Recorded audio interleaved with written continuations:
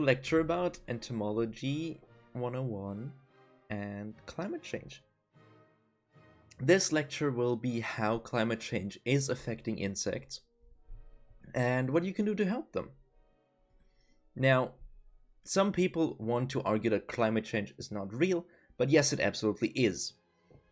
A few years ago, most of the consequences were only pretty far away, so most people didn't think it's a big deal, just a polar caps melting, and that wouldn't affect them. But the consequences can now be felt worldwide. We have hurricanes in America that are more often, we have floods in Europe, and it rains, and there's a drought in Africa, which are way more severe than they were years ago. The good part about this is, it's not too late. We can do things against it, we can stop the worst case scenario from happening. How we can achieve this is that everyone needs to work together. Now, here's the usual foreword for pretty much for all of my lectures that I hold. None of which I teach is a full university class, a college class, a high school class, or anything. My lectures are to educate the general public. It is general information, not very specific to how much you already know. I am not a professional teacher, this is my hobby, I enjoy doing this, and I am obviously also not all-knowing. So you can ask me questions, I might not know the answer to everything, but I will do my best to answer any questions you have. Now, with that out of the way, what is entomology? It's the study of insects that is sometimes extended to other small critters, such as scorpions, such as centipedes, millipedes, spiders. It is also not etymology, which is one of my favorite jokes to do. Because etymology is the study of the origin of words and the way in which their meanings have changed throughout history. You can study the etymology of entomology. Now that we have these things out of the way, we can get into what is climate change. Now, climate change usually refers to long-term shifts in temperatures and weather patterns. These shifts can be natural, where you have, for example, higher sun activity or huge volcanic eruptions. These happen naturally and can contribute to long-term shifts in temperatures and weather patterns. However, the part we usually talk about here is the CO2 and methane in our atmosphere, which is too much with the current climate change and doesn't allow the warmth to leave our atmosphere again. Because when sunbeams hit our Earth, they get let in, but less get let out because of the thickness of these gases in our atmosphere. Why is climate change important? Why is it important we talk about it? Why is it important that anybody learns about it? Why is it important that we do anything? Because by 2030, temperature will have risen by 3 degrees. Now, this doesn't sound a whole lot, but that would be a lot.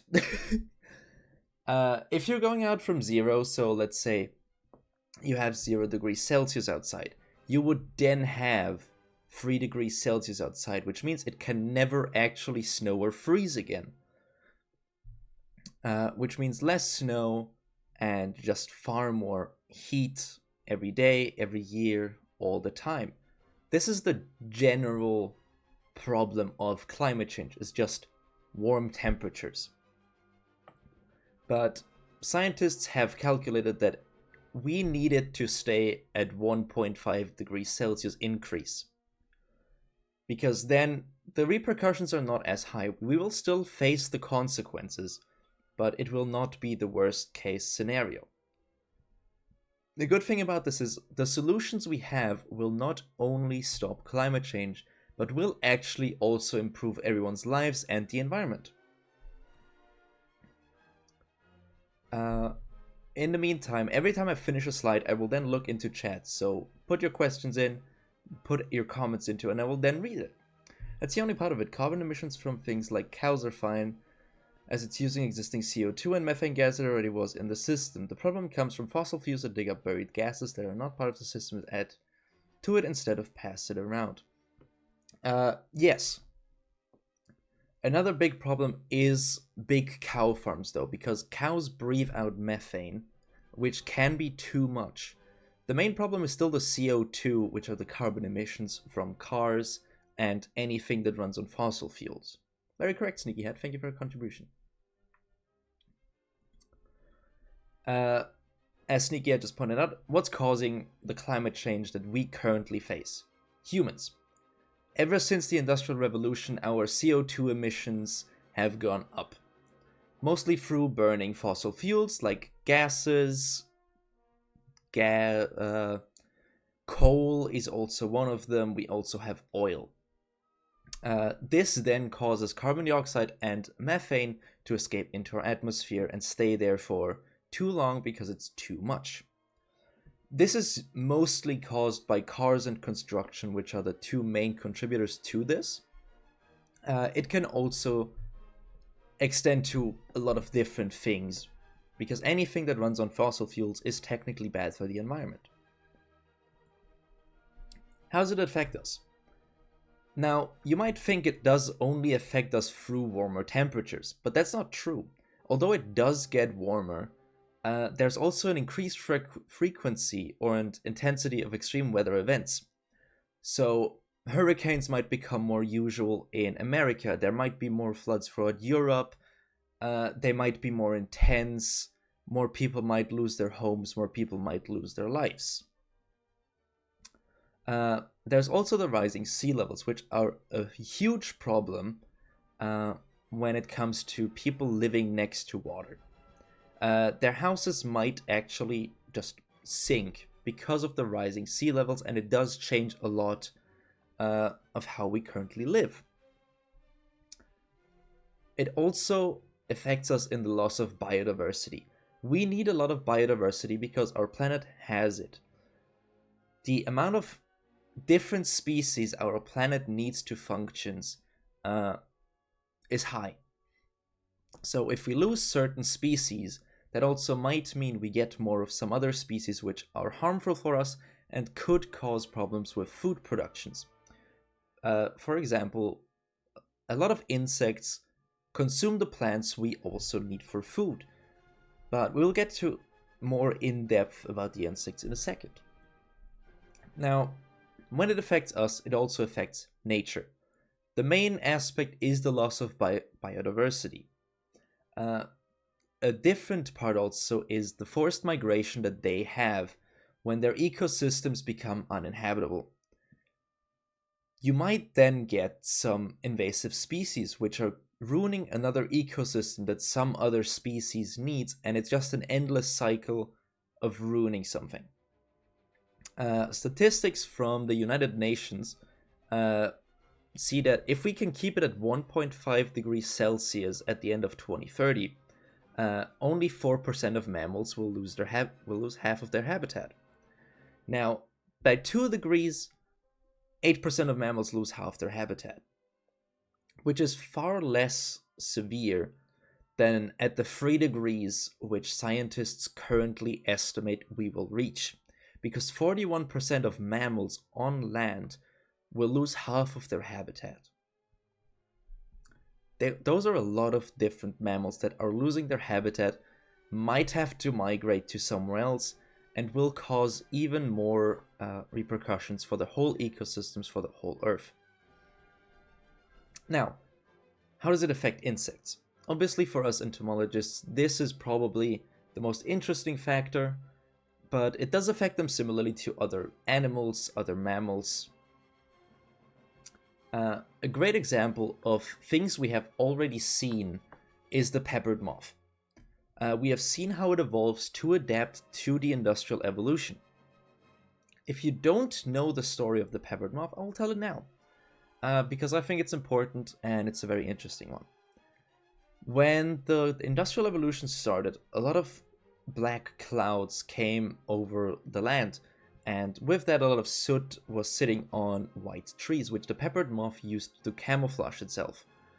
Now, the peppered moth is usually white, gray, and a bit of black to mimic birch trees or something similar to that. When the birch trees next to those plants and anything industrial changed to black though, the species was way more endangered than they should have been. So what did nature do? How did they evolve? They turned black. We now have black peppered moths, which is the same species, but a different kind of the peppered moth. Obviously, this is not the only example we have of how it affects them, but is a very severe example because this happened pretty quickly. The Industrial Revolution only started in the 1800s. Another main effect on how it affects them is the CO2 that can alter plants' nutrition, and then it would affect herbivores. The increased temperature will cause insects to eat more because temperature regulates insects' physiology and metabolism. Now, if we have more insects and they need more food because they are more hungry, this will cause a mass outbreak and basically an insect apocalypse. Yes, having a lot of insects is great, but there is a thing as too much insects on the whole planet. And it does also mean that we will run out of more food because they have to eat, because there's more of them, they have to eat more, which takes more away from us, takes more away from other animals. And it will, if there's an overproduction of, let's say, predatorial insects, which eat the prey insects, which then get less and less, it will just run into a cycle of every insect going extinct. And also, they will turn into invasive species because, such like mammals, they will have to forcibly migrate. Now, let's get to the good part. What can we do to stop this? The Paris Agreement is an agreement that was made by a lot of different countries to stop climate change. Now, we have their three main points here, which is to limit the temperature rise to 1.5 degrees Celsius, where the worst part would still be avoided. Let's make sure you can read this. Now, it will also review countries' commitment to cutting emissions every 5 years. So, how good of a job are different countries doing at cutting the CO2 emissions from the last 5 years? And they will also then provide climate finance to developing countries. Now, although a lot of countries are already doing a net zero, which means they have no increase in, which basically means they don't have any increase in their temperature there. And we have to give money to developing countries so that they can help out the environment as well. Now, what can you do? You can be an advocate for climate change. This is something that is really important. You have to talk about it. You have to inform people of climate change is happening and how can you help it to get better and not worse. Which basically means spread the news about anything happening climate change related. Send them news articles about it. Spread news that you read in the paper. Spread a meme about it that helps. Spread videos about it. Just tell people about what is happening. Now that cars are a main benefactor to CO2 emissions going up, which means use more public transport if it is a possibility to you. Or go for walks when it's not a long drive away.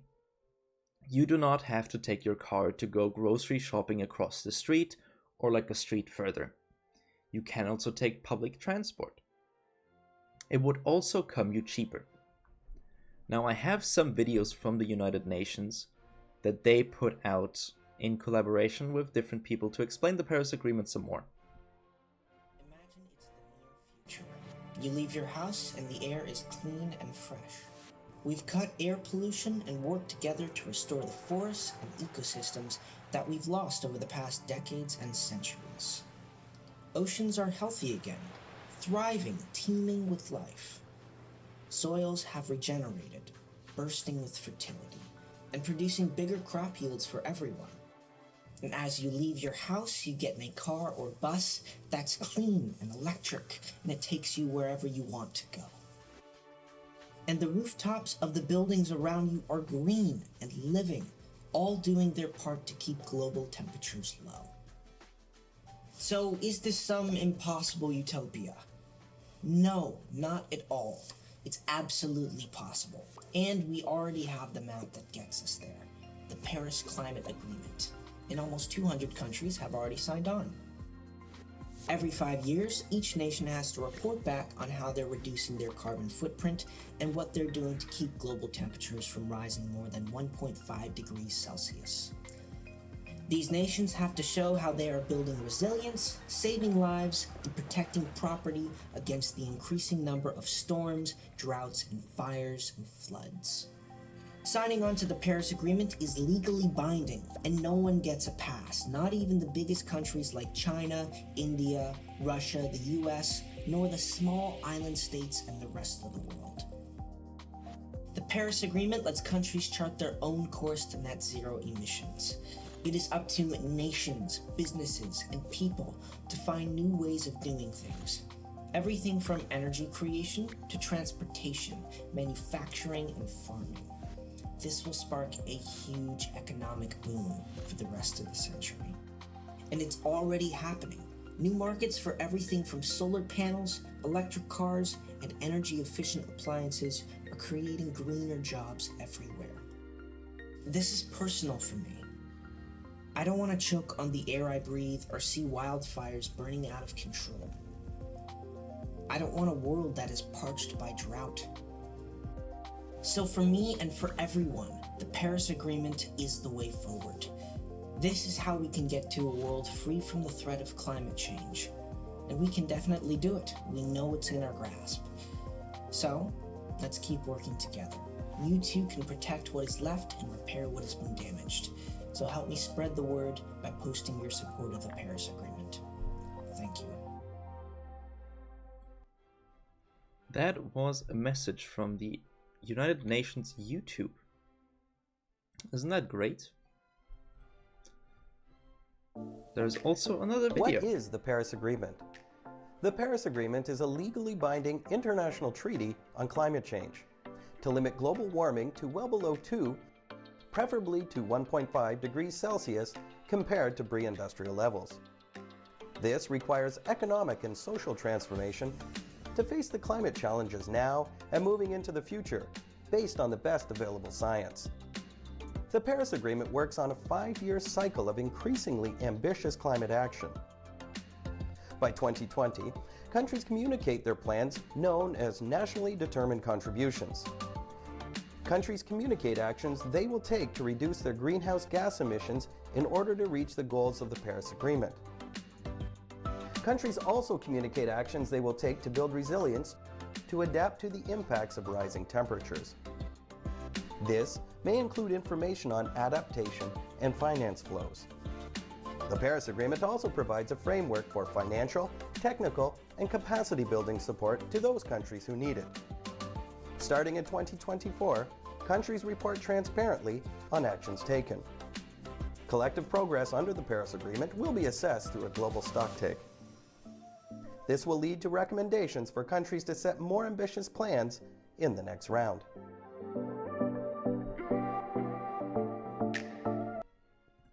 Now, that was a much shorter video, but it got the point across, I think. And you should now know a bit more about the Paris Climate Agreement and how it works and why it's so important. Let's get to the more specific points of how you can help insects. Now, a very easy and very important thing you can do is plant local flowers. Generally plant local plants that you have around you. Yes, they might not be the most beautiful orchids, but they're very important for your pollinators, for your local bees, and for most other insects. Another thing you can do, which basically just has you doing less, is not mow your lawn. You don't need an English lawn that looks honestly kind of mid. all you have to do is not mow your lawn for some natural growth of, well, your lawn. It does help insects, it helps the biodiversity around you, and it helps you not having to do anything. Another very easy thing to do, because it's just doing less, is don't use pesticides. Or at least use less pesticides. These are very bad for the environment because you're basically putting chemicals out into nature, which we generally want to avoid as best as we can. And now, something that is very dear to my heart is moths. So reduce light pollution by not having as many lights on in your garden or just outside in general. Insects, and especially moths, use lights to navigate themselves, and through this you might attract them to the wrong way and just confuse them with it. You might know the saying, drawn to like a moth drawn to a flame. This is not because they're kind of dumb, because they're kind of silly. This is because they use light for navigation. Now, they used to use the moon, but because of all the artificial lighting we now have, they do get confused by that. So by reducing this, you can help out your local moths.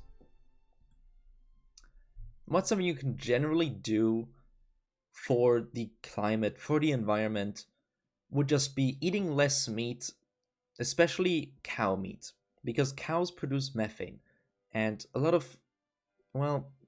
of meat is not very ethically produced. Less dairy also means we have less cows. This is something you don't have to fully cut down. No one is telling you to fully go vegan, fully go vegetarian.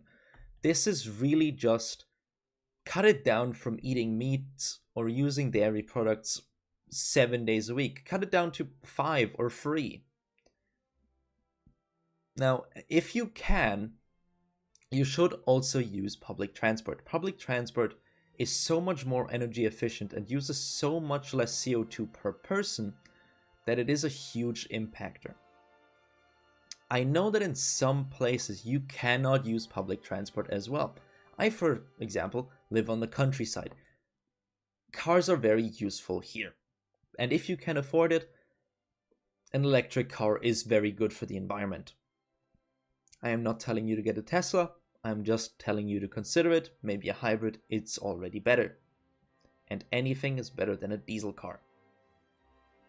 And probably the most important thing on how to help anything ever is to tell people, to advocate about it, to let people know this is a thing we need to change. This is something I am currently doing. I'm also trying to cut down on meat and dairy and just generally help my environment around me. We have a really nice garden outside. We have some local flowers. I'm still trying to get my parents to stop mowing the lawn, but they think it's pretty like that. So you cannot be perfect in an environmental way, in a climate change way. Just do as much as you can. And with that, if you have any questions, feel free to ask them. Thank you for coming to my lecture.